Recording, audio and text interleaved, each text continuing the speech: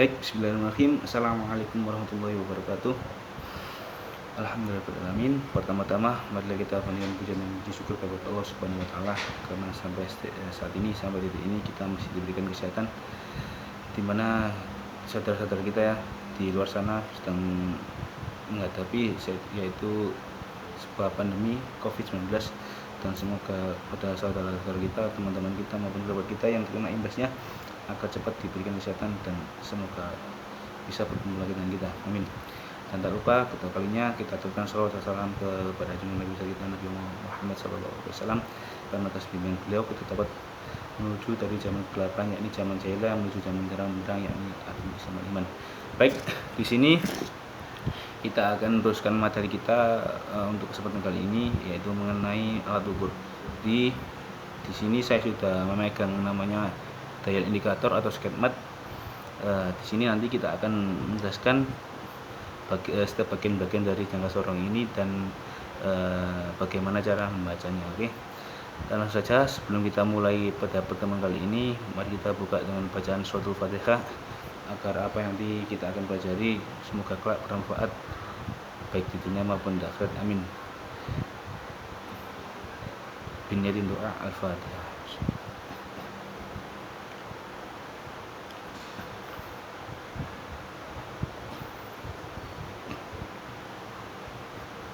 Baik, silakan ditata niatnya, ditata duduknya, posisinya bagaimana enaknya. Baik, di sini langsung saja. Ini namanya jangka sorong. Jangka sorong termasuk dalam alat ukur langsung. Kenapa kok dikatakan alat ukur langsung? Karena kita langsung saja ya. Kita mengukur suatu benda, terus di situ kita bisa langsung membacanya. Nah, makanya dikatakan alat ukur langsung. Terus di bagian jangka sorong ini juga mempunyai bagian-bagiannya. Di antaranya rang atas, ini namanya rang atas ya.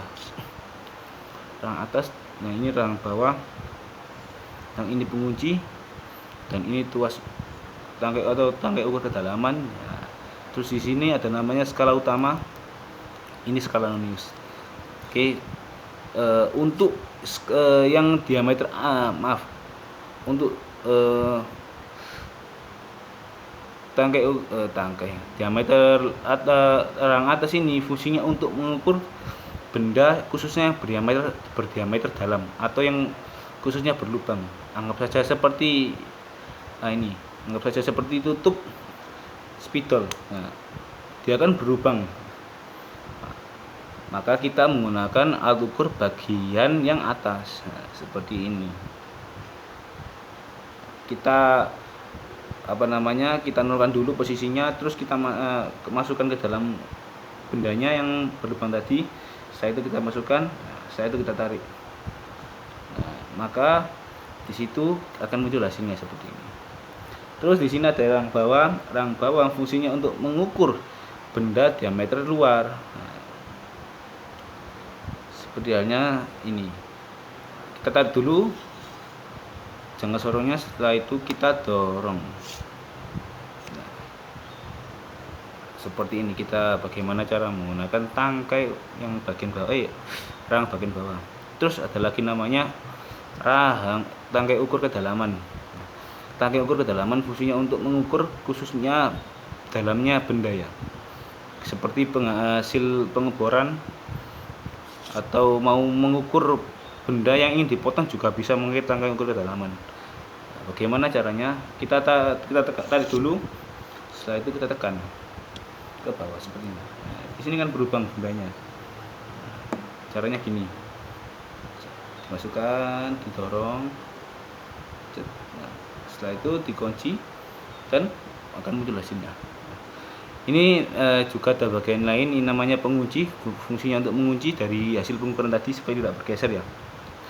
Baik, untuk membaca hasil dari pengukuran itu bagaimana caranya? Caranya cukup mudah. Caranya agar bisa menampilkan hasil pengukuran dengan cara skala utama. Ini skala utama ditambah dengan hasil pengukuran skala nonius. Jadi cara membaca jangka sorong skala utama ditambah skala nonius. Oke.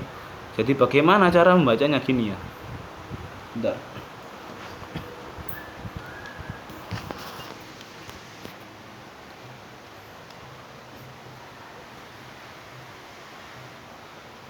Jadi cara membaca jangka sorong.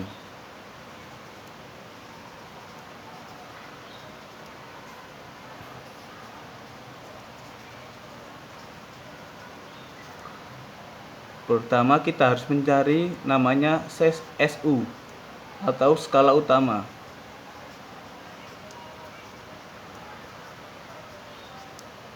Baik, kita harus mencari skala utamanya dulu. Setelah itu yang kedua kita harus mencari SN, skala non-use-nya.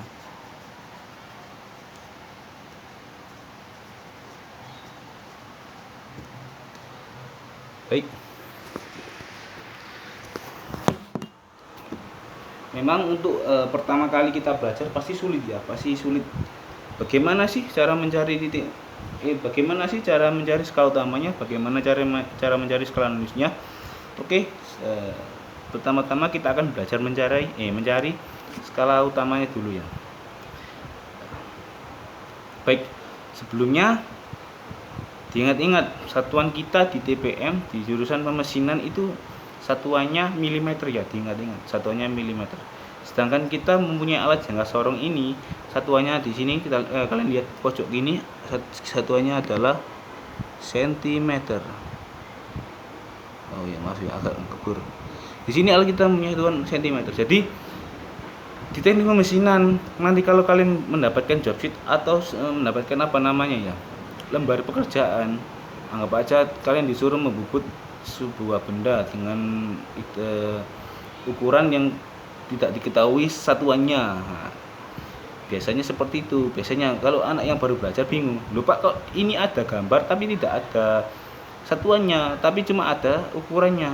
Nah, saya ingatkan lagi bahwasanya di TPM, di teknik pemesinan khususnya satuannya itu menggunakan milimeter ya, ingat milimeter. Dan di sini jangka sorong kita menggunakan satuan sentimeter. Itu. Jadi nanti kalau andai kata saya menyuruh kalian, coba Mas tolong potongkan besi dengan panjang 40.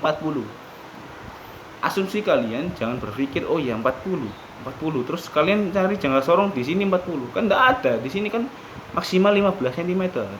Gitu. Jadi ingat satuan kita itu milimeter, tapi alat di sini alat kita itu sentimeter. Jadi ingat oh ya 40 berarti 40 mm. Jika 40 mm dipindah ke cm jadi hasilnya berapa? Hasilnya 4. Jadi nanti kalau kalian disuruh coba potongkan benda dengan ukuran 40, terus kalian asumsinya gini, oh ya 40 di sini 40 mm mungkin, terus saya harus pindah ke cm berarti saya butuh 4 digit atau nominal 4. Jadi pertama ya, sebelum praktek atau bisa memotong, membubut segalanya, kalian pertama harus bisa membaca alat ukur. Selanjutnya kalian harus bisa membaca gambar, baru kalian bisa praktek. Andai kata kalian belum bisa membaca gambar, belum bisa membaca alat ukur, maka jangan berharap kalian bisa praktek. Karena apa? Nanti resikonya terhadap dua objek tadi ya, terhadap kalian dan terhadap mesin. Gak apa-apa kalau mesin kita rusak, bisa dibenarkan. Kalau kalian yang rusak ya itu repot. Jadi tolong diperhatikan satuan kita milimeter, tapi kita di sini menggunakan alat jangka sorong satuannya sentimeter. Gitu. Satuan kita milimeter, tapi di sini alat kita sentimeter. Jadi diingat-ingat itu dulu. Kembali ke pembacaan skala jangka sorong. Jadi jangka sorong di sini terbagi menjadi dua bagian ya. Ada namanya skala utama, ya ini skala utama yang nggak bisa gerak ini ya. Nggak bisa gerak ini namanya skala utama. Yang gerak ini namanya skala non use yang bawah ini. Oke. Mungkin untuk cara membacanya mungkin pertemuan selanjutnya. Di sini saya akan terangkan dulu ya bagian-bagiannya, terus tentang bagaimana cara mengukurnya. Oke. Saya ulangi lagi, kalau rang bawah cara mengukurnya seperti ini. Nah, alat ukurnya kita tarik dulu, terus kita dorong. Nah ini cara menggunakan rang bawah. Terus yang rang atas seperti ini, kan ini berlubang.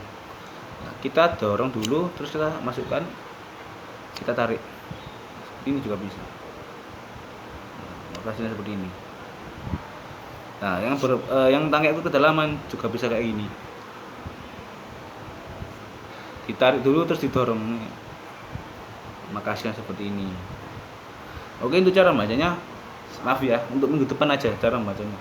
Karena di sini saya terangkan bagian-bagian dulu, terus macam-macam satuan tadi ya. Ingat bahwasanya satuan kita di teknik mesin itu milimeter, bukan sentimeter. Terus untuk alat ukurnya kita menggunakan satuan sentimeter. Jadi dengan seperti itu. Oke, cukup sekian untuk pertemuan kali ini. Mohon maaf tadi kan saya bilang cara baca. Mungkin durasinya terlalu panjang. Mungkin untuk cara bacanya mungkin minggu depan. Kita akan belajar bagaimana cara mencari skala utama dan mencari skala minusnya. Setelah itu kita tambahkan. Nah, maka dari itu akan muncul berapa hasilnya. Seperti itu. Oke. Sebelum saya akhiri, mari kita tutup dengan doa penutup kafarat majelis agar apa yang tadi kita pelajari semoga bisa kelak bermanfaat baik di dunia maupun di akhirat. Bismillahirrahmanirrahim. Subhanakallahumma wa bihamdik asyhadu an la ilaha illa anta astaghfiruka wa atubu ilaik. Di sini saya pamit dan mohon maaf. Wallahumma fiqh ila Assalamualaikum warahmatullahi wabarakatuh.